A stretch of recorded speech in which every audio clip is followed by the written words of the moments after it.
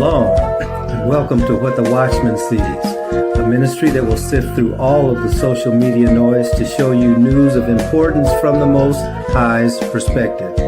As watchmen, we are here both to warn of dangers and give biblical answers for dwelling in the secret place of the Most High during these times of confusion. Tell your family and friends to like, share, and subscribe as we delve into what Yahweh has for us, the apple of His eye. Let's get to work. Shalom. This presentation is a part 3 on Revelation chapters 12 and 13. Revelation chapter 13, starting at verse 1. Then I saw a beast with 10 horns and 7 heads rising out of the sea. There were 10 royal crowns on its horns and blasphemous names on its heads.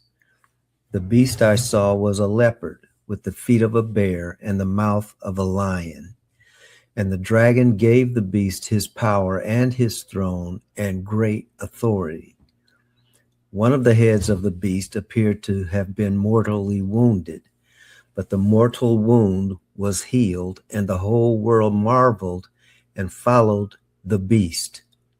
They worshipped the dragon who had given authority to the beast, and they worshipped the beast, saying, "Who is like the beast, and who can wage war against it?" The beast was given a mouth to speak arrogant and blasphemous words, and authority to act for 42 months. And the beast opened its mouth to speak blasphemies against the Most High, and to slander his name and his tabernacle, those who dwell in heaven. Then the beast was permitted to wage war against the saints and to conquer them, and it was given authority over every tribe and people and tongue and nation. And all who dwell on the earth will worship the beast, all whose names have not been written from the foundation of the world in the book of life, belonging to the Lamb who was slain. He who has ears to hear, let him hear. If anyone is destined for captivity, into captivity he will go. If anyone is to die by the sword he must be killed. Here is a call for the perseverance and the faith of the saints. Verse 11, the beast from the earth. Then I saw another beast rising out of the earth. This beast had 2 horns like a lamb, but spoke like a dragon. And this beast exercised all the authority of the first beast, and caused the earth and those who dwell in it to worship the first beast, whose mortal wound had been healed. And the second beast performed great signs, even causing fire from heaven to come down to earth in the presence of the people. Because of the signs it was given to perform on behalf of the first beast, it deceived those who dwell on the earth, telling them to make an image to the beast that had been wounded by the sword and yet had lived.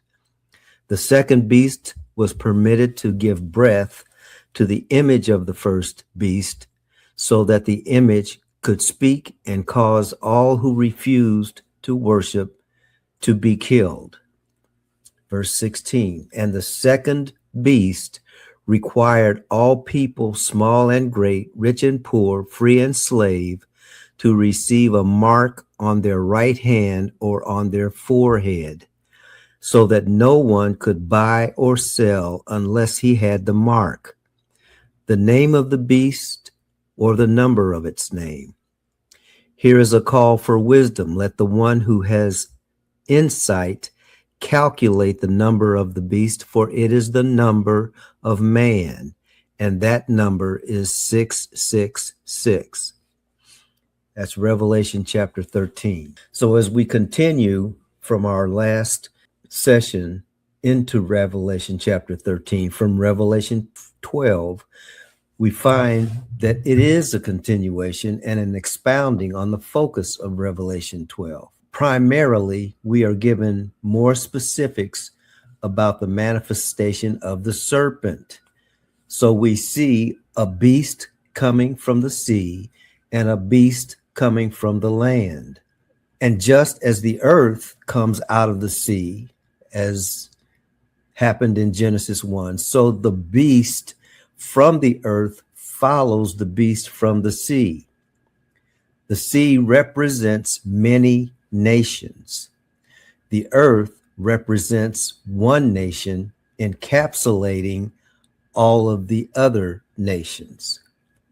Both are manifestations of the seed of the serpent. What John saw was the beginning of what we now know as the Holy Roman Empire. This is what he was describing. And another way of putting that is he was describing Western civilization. So at this point, I'm going to give my eschatological viewpoint on how these scriptures relate to where we are today in 2026. And with all eschatology, it's speculation. So if you find it worthwhile, fine. If not, that's fine too. Now that we have read Revelation chapters 12 and 13, there are several bullet points to consider.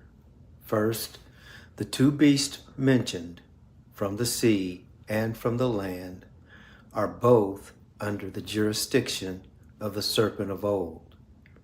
They serve the purpose of continuing the war between the seed of the woman and the seed of the serpent. The woman's child is the Messiah. The Messiah's people are the children of Israel, or the children of Yah, and that's who we are. The scripture tells us the state of this world, or this age, is passing away, but it's still in the process of doing so.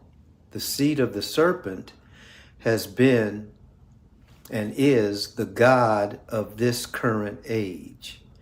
It is represented in the European Union, which is the beast out of the sea, and the United States of America, or North America, which is the beast with horns of a lamb and the speech of a dragon.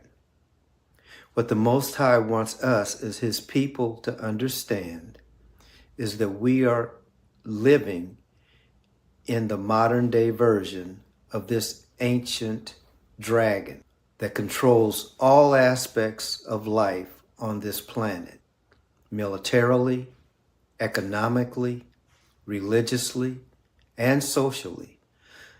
Those personalities and nations are in control of the world, and they operate under the direct authority and the direction of the serpent and the seed of the serpent. As human beings, we of ourselves have no power to resist this ancient evil. We cannot overcome the serpent or the beast that's being used by the serpent in our own strength, which is why it is essential for Yah's people to be in covenant with and right standing with the Most High through Yeshua, Jesus the Christ. We have been given specific instructions for these times.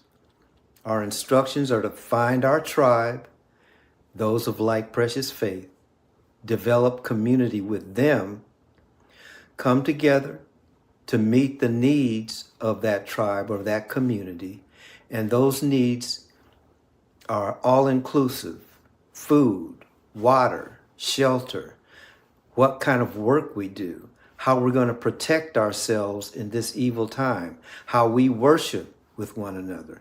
In other words, praying about, planning for, and then building the righteous community and nation that we have been called out of this age to build.